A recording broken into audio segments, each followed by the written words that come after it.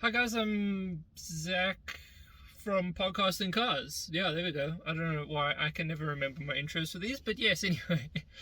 Um, in today's video, gonna try not be sidetracked and ADHD and let's actually focus on the task at hand, which I understand saying this statement is not doing. But anyway, uh, today's topic at hand is JDM, like the old school JDM shops, are kind of disappearing, and I don't think that we'll see them again.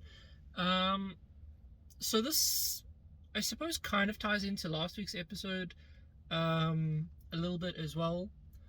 But for those of you who don't know, there's a significant amount of shops in Japan that are like small little tuner shops, upgrade shops, whatever you want to call them, that are exceptionally well renowned for their work on particular vehicles. For example, Spoon with Hondas, Garagesaurus with GTRs and Supras, I believe. Midori Savvy. I'm probably butchering pronunciation here. I do apologize. But they're also for GTRs. Technically speaking, HKS, but HKS is like one of the big boys, same as Grady, so I don't think that those are going to go anywhere anytime soon. But I'm meaning more so the smaller tuner shops. Are there any? Well, I'm sure there are other ones that are completely passing my mind because I didn't watch anything about it before I decided to do this video. I know, very intelligent of me, but yeah. So, why do I think that they're fading away into non-existence? Well, again, this is where I mentioned that last week's episode kind of ties into this, of the whole locked ECU argument. Being able to tune and modify cars recently has become reasonably difficult.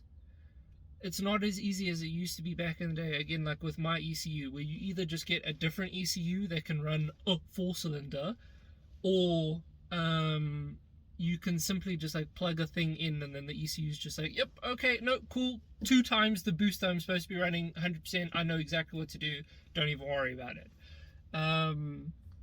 Unfortunately, cars aren't as simple as that. Now, obviously, back in the day, they also had to still crack these ECUs and so on and so forth to be able to, well, not really mine. Again, mine was a very simple, like, on-off switch. But for some of the other cars, they'd have to use piggyback systems and stuff. But it was relatively easy to actually get into the ECU and be able to tune the cars, as well as, I think just in those days, even if we're talking, sorry, they're busy rolling up the garage door. Even if we're talking about like cars from the early 2000s and stuff, but we're talking about in the early 2000s, being able to modify those cars was a lot easier than it is today. In terms of, well, I suppose in Japan it's less so, but I know in the States, like some companies are actually required to meet certain standards if they produce aftermarket parts for cars. Like, you're not allowed to just have an aftermarket part for sale unless they go say that it's not street legal. So it just makes life difficult for like tuning shops and stuff to also exist, of which I'm assuming Japan's kind of in the same boat, although Japan probably just gives zero shits and they just continue anyway. But they're I want to say that they're slowly fading away. I'm not obviously, in Japan, and I've not really been to these kind of places, so I can't really comment. But from what I've seen from a couple of YouTubers that I follow and their videos online and stuff, it just seems like they are slowly, fading away and stuff. Don't get me wrong, there's also other shops that are up and about and they're starting new now, but will they last is the question. Now, I obviously mentioned things like HKS and Grady. I don't think that they're going anywhere anytime soon, because a lot of the times, like Nissan or Toyota or whoever will actually approach those companies to make like a sports edition or a limited edition kind of spec of their car, but they're two of the they're the top end big guys in the scene. So they've kind of got the cash, if you will, that they can put down and be able to stay in the game. Whilst if we're looking at, I think the company's name is Midori Sevi. I think so. I might be wrong about that. Please forgive me if I am. But they specialize in GTRs. More so the older ones, so the 32, 33, 34s. But they specialize in GTRs, or I should say RBs. Let me put it that way. And I mean, they're down to the finite of they've got a temperature controlled room that when they rebuild the engines in there. And they'll actually, the owner of that company will take their customers out to like a lunch or a dinner or something. And they will sit down with the customer and discuss, you know, what kind of driving do you plan on doing, blah, blah, blah, blah, blah, blah. So they can build an engine and tune up the suspension exactly how the customer needs. HKS and Grady doesn't really do that.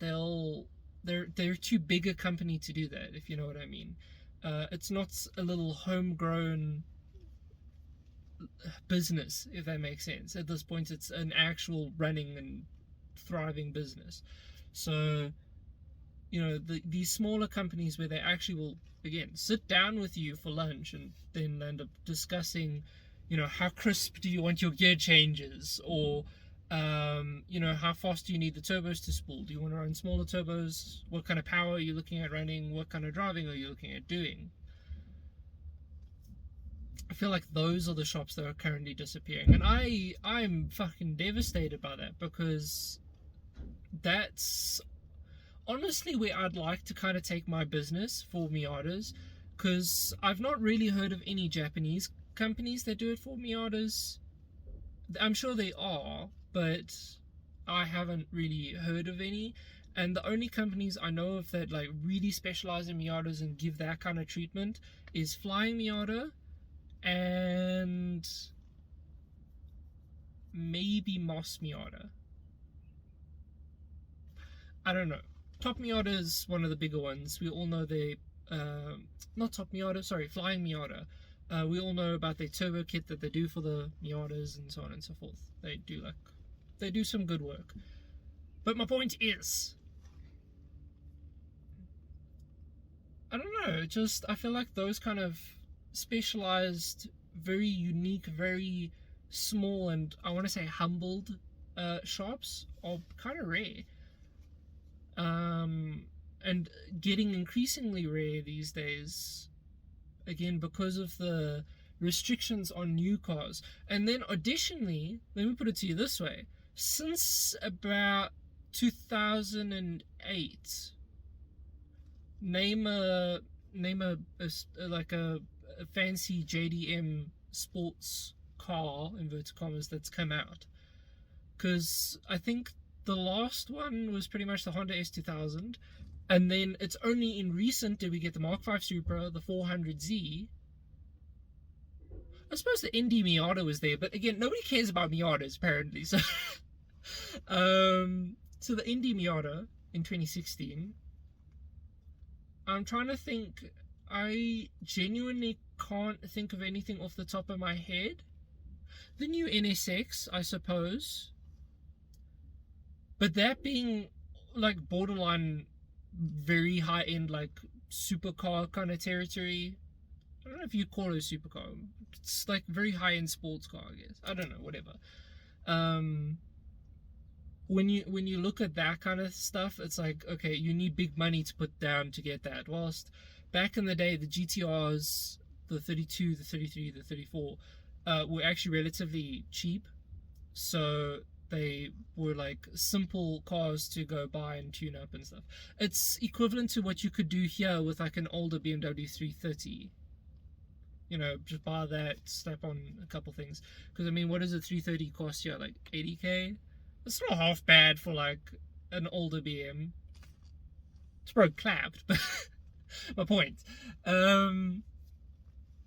So my point is, like, guys would buy those GTRs, take them to shops where at the time I suppose it also would have been relatively cheap to tune them up, and yeah.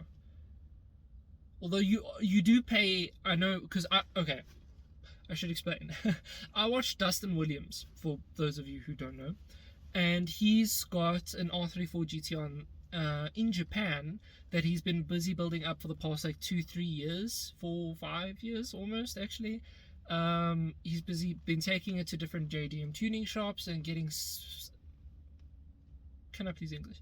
Getting specific tuner parts, building up his car, making it fancy, basically until the end of this year, where it's legal and eligible to be imported to the States. And he's taken on a different toge and so on and so forth. That's where a lot of my information is coming from. Now I can't remember the point that I was trying to make. Lovely. Complete blank. Okay, well, I can't remember the point that I was going to make, but my point is, like, he took his GTR to Midori Savvy. Still don't know how to pronounce it. I don't even know if I'm talking about the right shop. So yeah. But he took his GTR. They discussed, what he wants to do with the car. I mean, literally, they set up the suspension per the like week, 2-week, 3-week trip that he'll have there. So if he's going to do track racing, they will set his suspension up for track racing. If he's doing toge, they'll set his car up more towards toge. If he's doing just highway runs, then highway runs. It's actually very interesting to see how in-depth and how connected these smaller shops are with their customers versus kind of how the world has become today. And I'll admit my shop is guilty of that as well. You go online, you find a part that you like, you order it, you bring it to yourself and you fit it, which is great, and that's obviously fine because that's allowing people to learn their own cars and do it themselves, which a lot of people like to do.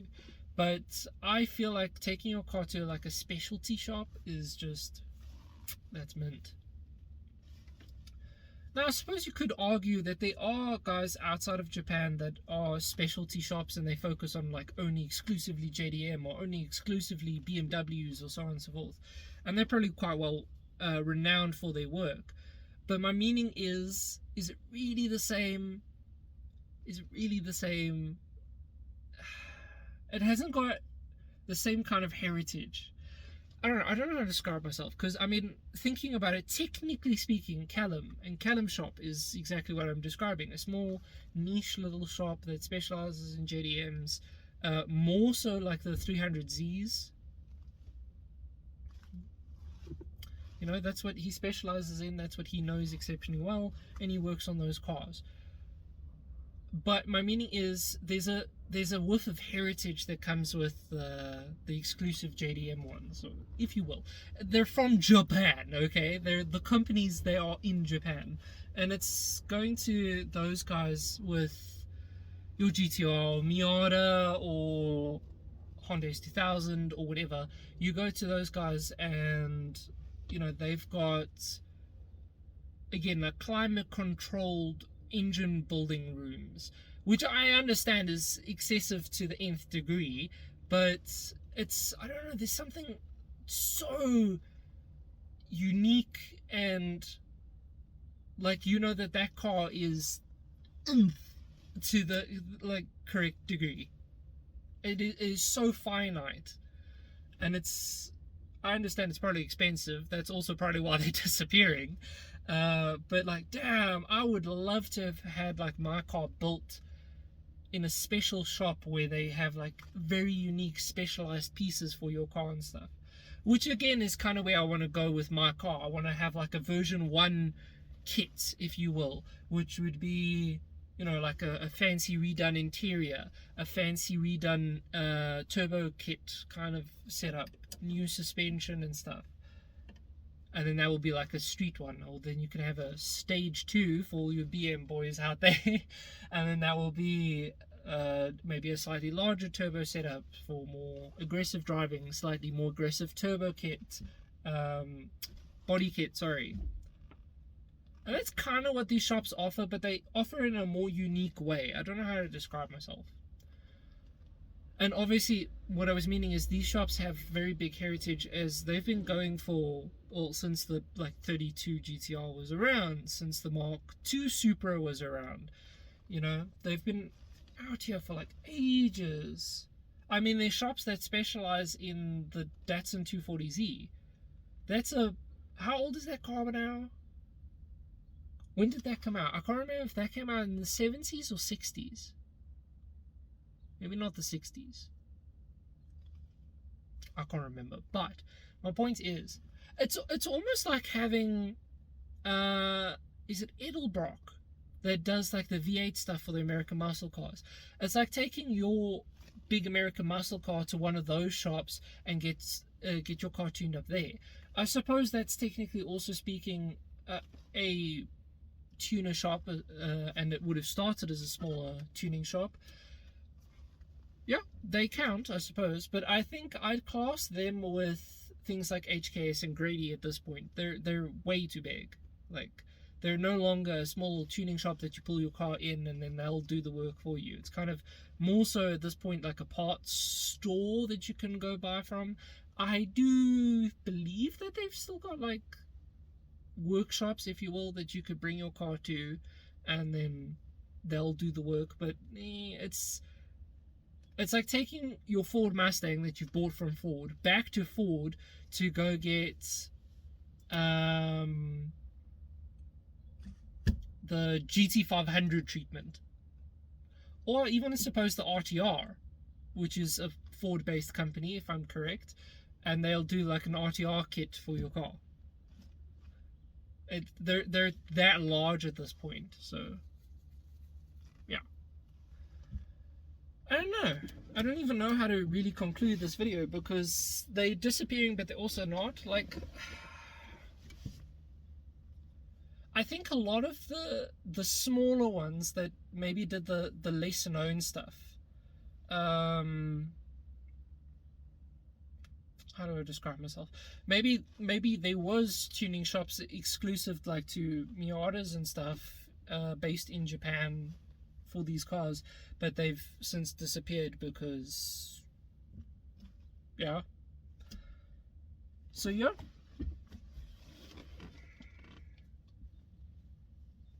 I don't know. Should I conclude my video here? I don't know if I have anything more to say. There's obviously like tuning shops like all over the place. I mean, there's some German companies for BMWs and Mercedes and so on and so forth.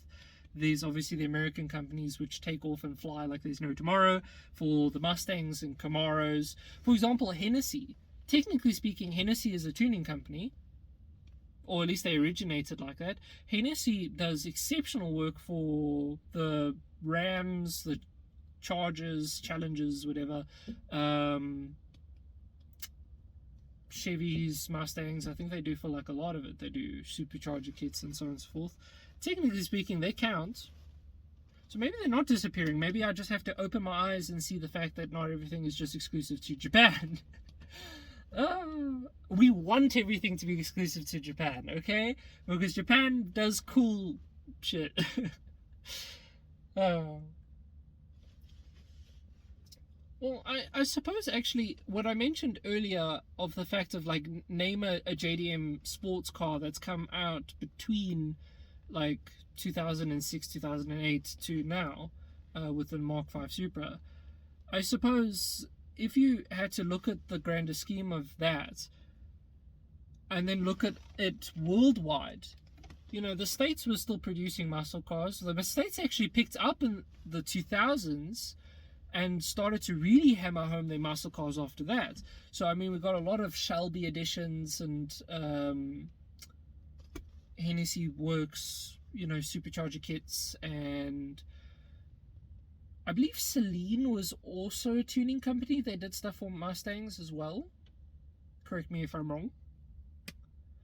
So yeah, you know, maybe the States has actually picked up where Japan has now fallen lower, because obviously where these companies originate from is where, you know, at the time there's an excess, if you will, of these cars and they're doing well, sales are doing well, and people are wanting to modify them. So you make kits and you do things and you go ahead with it. So obviously, you know, again, in about 2005 onwards, the Mustangs came back, so did the Chargers and Challengers, so did the Camaro, so on and so forth. So suddenly, there was an influx of these muscle cars. Business is there, so the tuner shops open up there, whilst in Japan there was kind of like a decrease. Ergo, there's been a decrease in the tuner shops. Interesting. I came to that conclusion now whilst filming this video. I didn't even think about that before. Okay, well, I suppose in terms of like just tuner shops as a blank statement, I think they're doing well. If they'll do, I think, okay, so this is going to be a contradictory thing. I think they're going to do very well if the whole world moves towards the like electric scenario. Because think about it this way.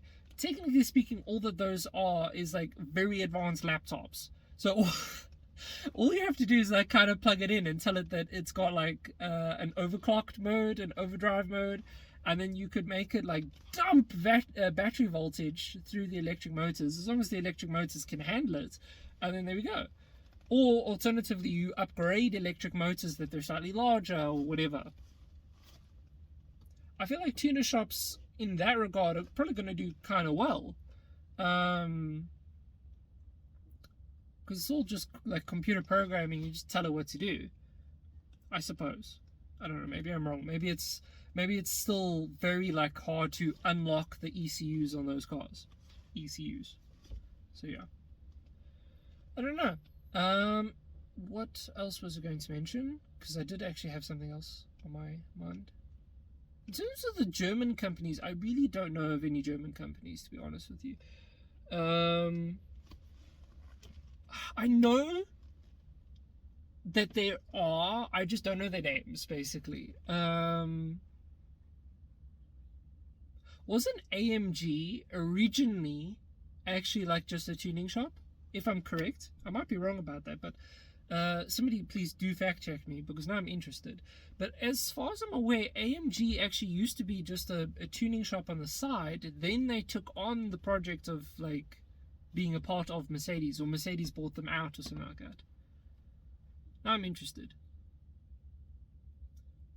I don't know, but the point of this video is to talk more so about like the Japanese side of things, because obviously there's bye. Okay, well, sorry about that.